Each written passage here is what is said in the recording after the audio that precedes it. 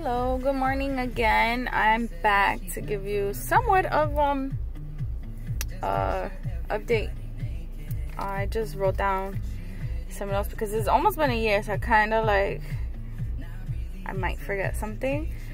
So the last video was September, and I did an IUI in October, and that failed. You know what? I think I may have written my best friend. One of my best friends actually made me like. I posted on my Instagram, trying to conceive, sort of hopeful basket, and it was so cute. This was in there, and a bunch of other stuff like some intimate stuff, candles, chocolate, lubricant, pre-seed, prenatals, slipper socks for me and him. It was a bunch of, it was just, it was the cutest thing. And yeah, so let me see, I actually wrote in here in November. Oh, see, in November she gave me the basket.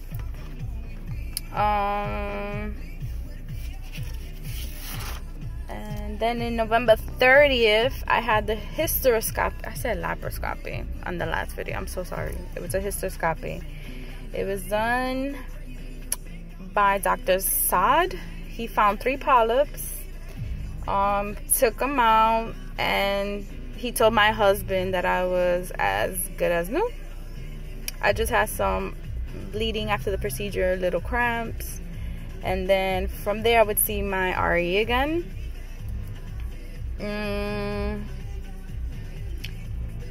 And ever since I had that procedure, my period has been totally different. Flow has been like an actual friend. I used to bleed heavy. Day 1, day 2, day 3, day 4 would be like where it would start slowing down. Now I don't bleed. If I bleed heavy, it might be the first day, and I don't even bleed that heavy like I used to. It's been great. And then I used to have severe pain. There was times when my mom had to pick me up from school or from work because I'm just like hunched over in pain.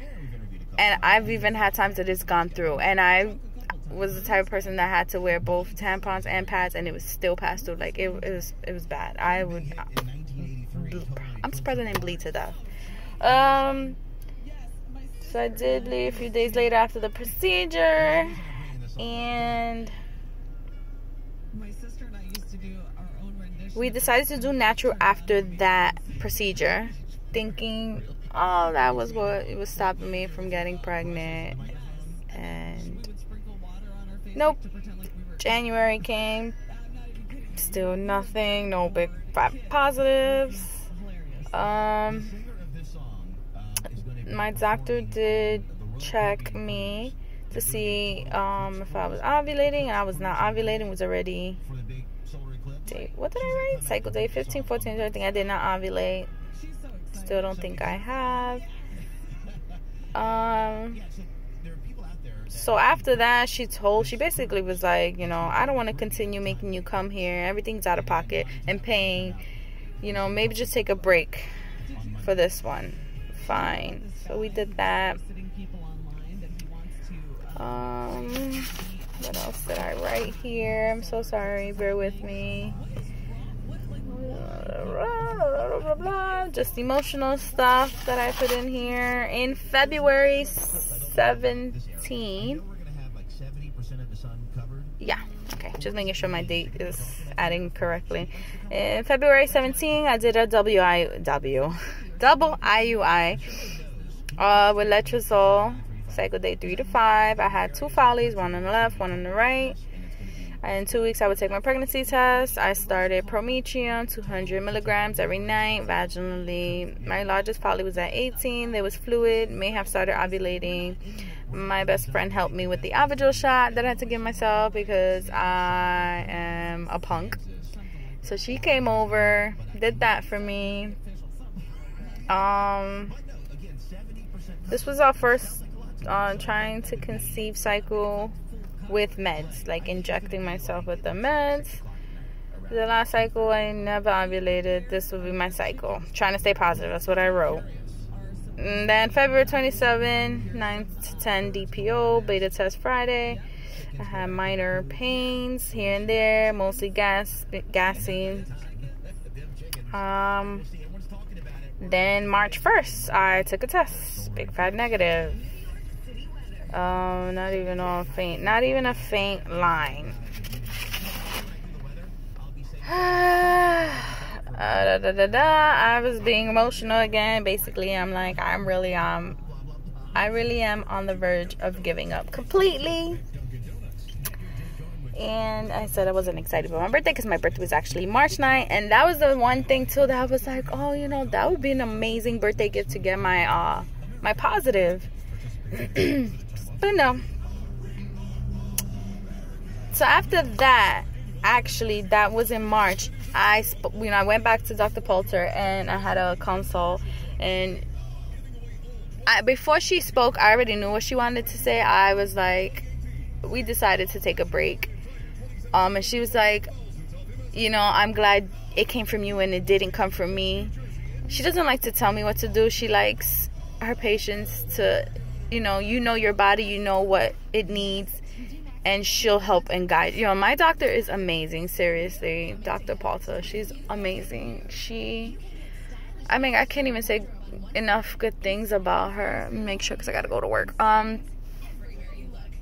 So she said basically just take a break. She told me again to try to lose weight, you know, eat right, get healthy, and then come back. And you know, we'll see from there. And then she mentioned IVF and how she is affiliated with a clinic that they don't charge as high of a price for IVF. So told her, okay, we take a break and we'll, you know, go back to her after. I said 2 to 3 months.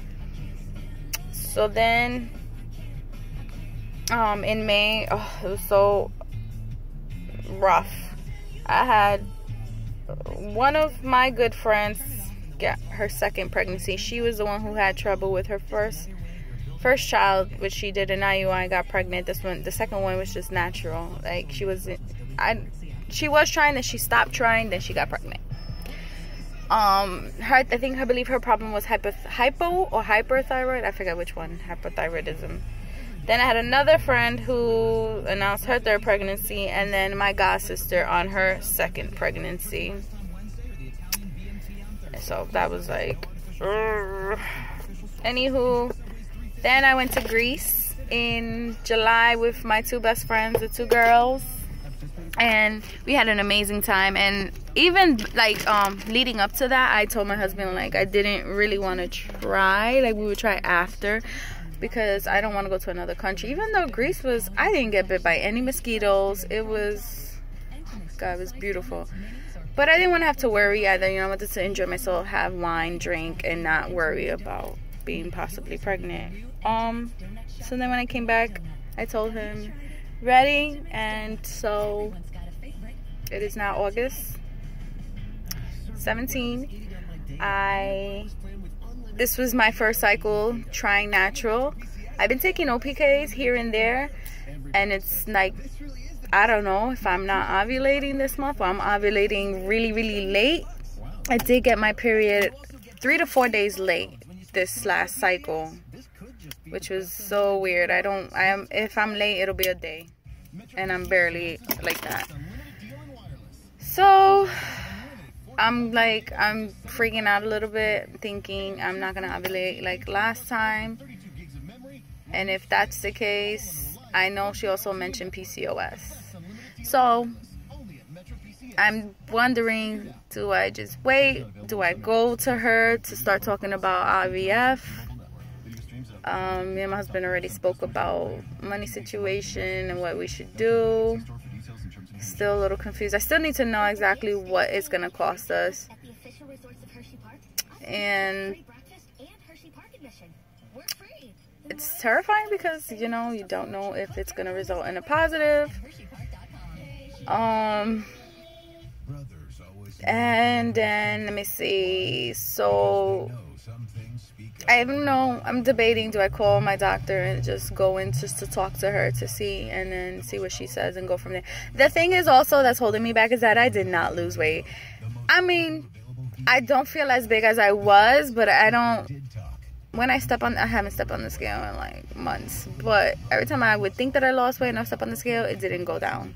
So I feel like I did not lose weight, and I'm gonna go there and she's gonna be like, I told you, you know, to lose weight, and I didn't. So it's like she's gonna be like, you know, what's the point? Because she did mention, you know, IVF can get you pregnant, but if you still not healthy and I'm like on the verge of PCOS or whatever, it's possible miscarriage. Like it's the miscarriage risk is high, and I don't want that. You put all that money into it and then to have a miscarriage, and it's not even just the money. That's rough. I already had one miscarriage, and it's not easy at all. I think I updated you about everything. I will be back to talk some more. Told you guys I'm trying to be back and give you details about this journey that we're back on again. All right, I'll talk to you guys later.